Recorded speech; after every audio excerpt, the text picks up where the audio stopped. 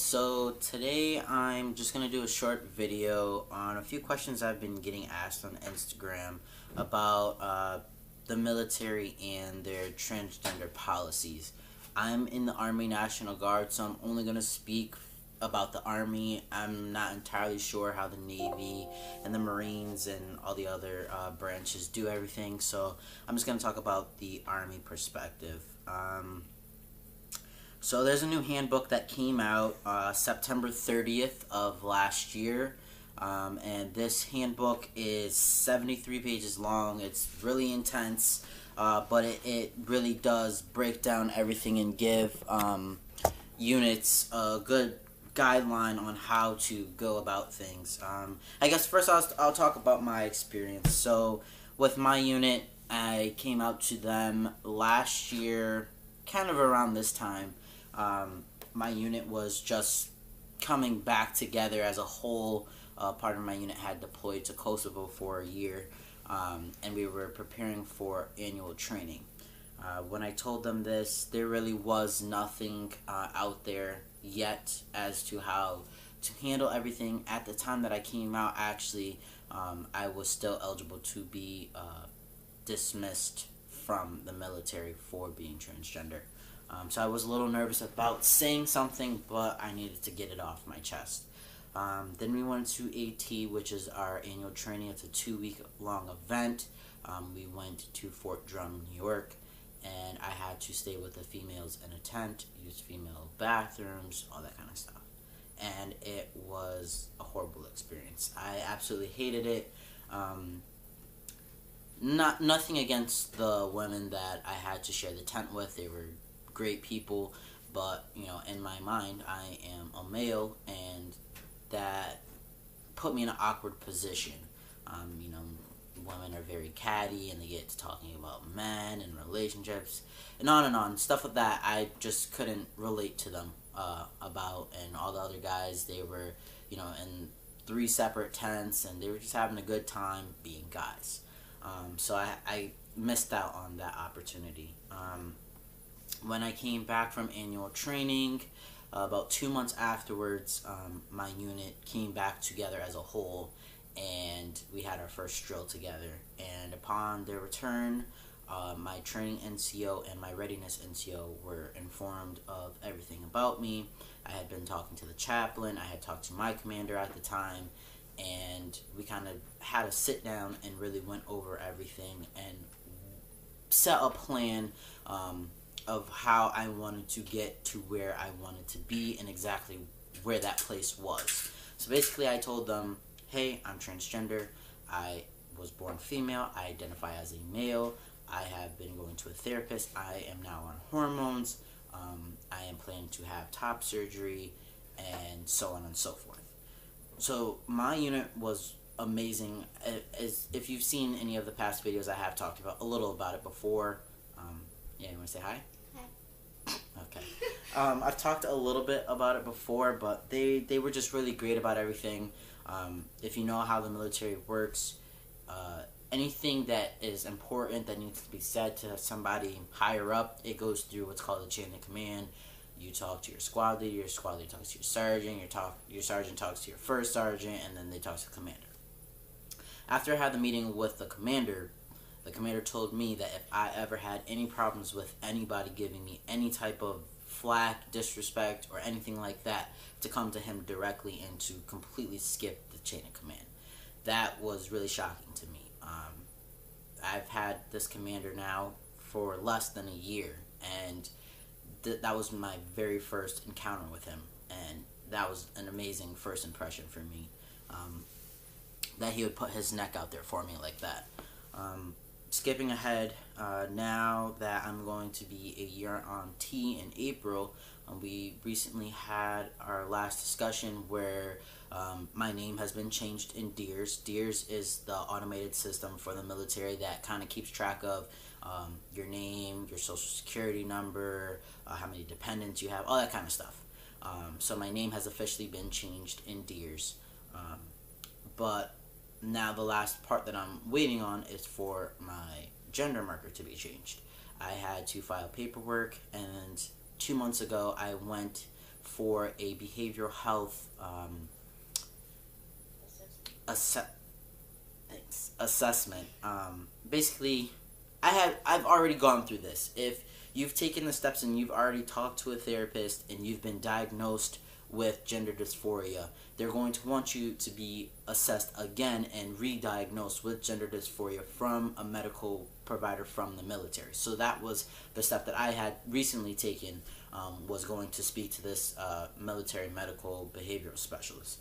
And they do ask a lot of personal questions. They ask me about my sex life, if I was romantically involved with women, my whole background story of how I came to know that I was transgender, what transgender meant to me, what I wanted to do with my transition, all that kind of stuff. And it really wasn't awkward. It was a little awkward for the officer that was asking me the questions, but I told him, if this is what I have to do, and they need these questions answered so they can verify that I am male, I will do whatever it takes.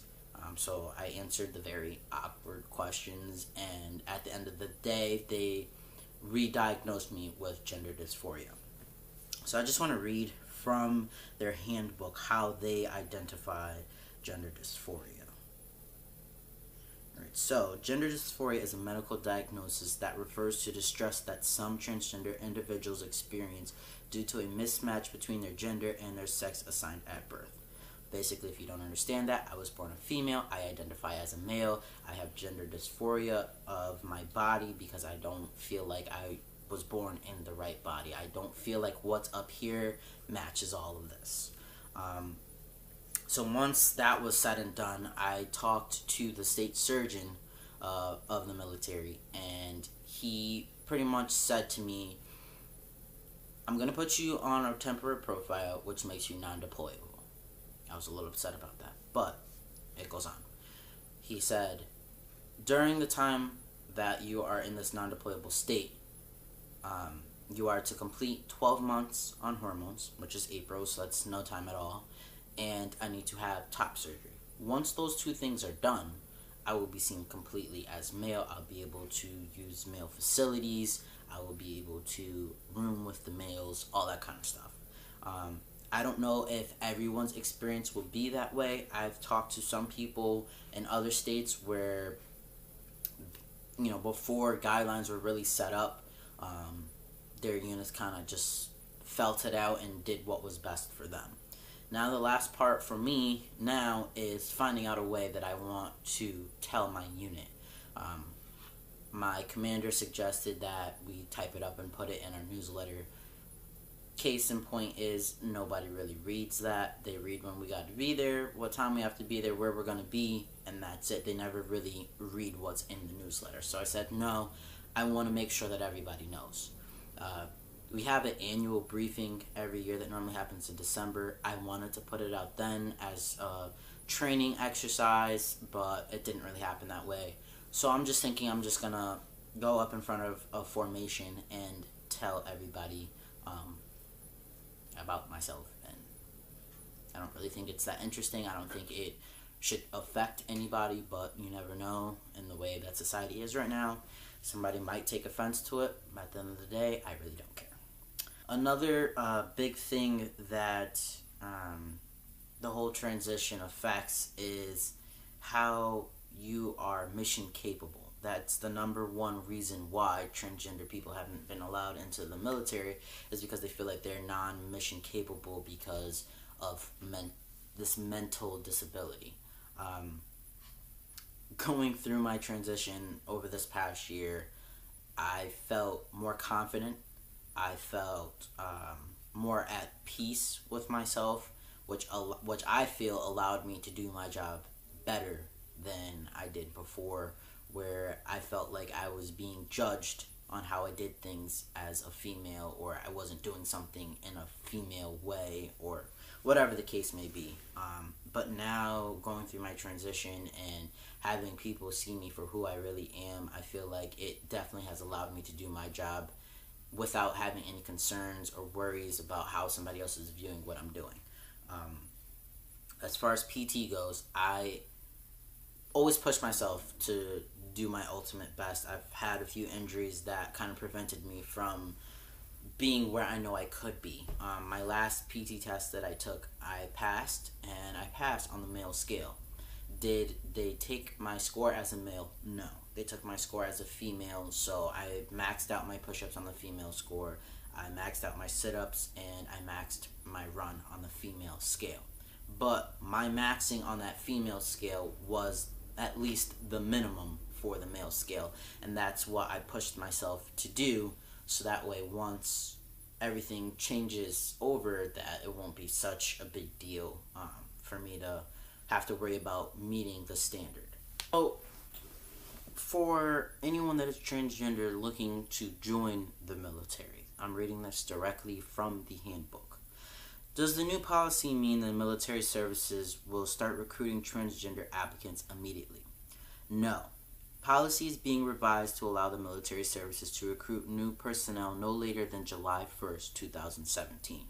When training of the force is complete and the new DODI 6130.03 is effective, the military services will begin accessing transgender applicants who meet all standards, holding them to the same physical and mental fitness standards as everyone else who wants to join the military. Detailed accession policy can be found in DOD DTM 16-005 Military Service of Transgender Service Members. What should a recruiter do if a transgender applicant wants to enlist but the new policy is not in place? A recruiter should ensure the applicant meets all standards, physical fitness, medical fitness prior to being assessed. This is also a good time to assist the applicant in understanding the accession requirements so they can prepare themselves for entry once the new policy is in place. So basically, July 1st, 2017, if you are transgender and you want to join the military, that is your time to do it. So from now, February 12th, 2017 until July 1st, you need to make sure you are in tip-top shape because they're going to find any reason to not allow you to get in. If it's your height and your weight, you're not mentally sound, whatever it is, make sure that you dot all your I's and you cross all your T's so that way they have absolutely no reason to deny your access to serving your country. Because I feel like everyone who is willing should be allowed, obviously within reason that you do meet those minimum requirements. There's a lot more that I could go on to say, but this video is already getting pretty lengthy. So if you have any questions, feel free to email me at naisha.jayden@gmail.com. Leave a comment on this video. DM me on my Instagram, or do you DM on Twitter? I don't know. Well, DM me on Twitter, Snapchat me, whatever is best for you to contact me. Go ahead and ask any questions that you want. If you want to look at the handbook yourself, you can go to defense.gov and you can find the handbook on there. It's called Transgender Service in the U.S. Military, an Implementation Handbook, or you could just Google that and I'm sure it'd come up. But make sure you like this video, share it, help another brother or sister out that's trying to join the military and they don't know how to go about doing it. Share this for them. Like, share, subscribe. Follow us on our social media, all that good stuff. It's a lot to remember. So yeah, I hope you enjoyed this video, and I might be posting a part 2 of this because, like I said, this was a lot. Alright, peace out.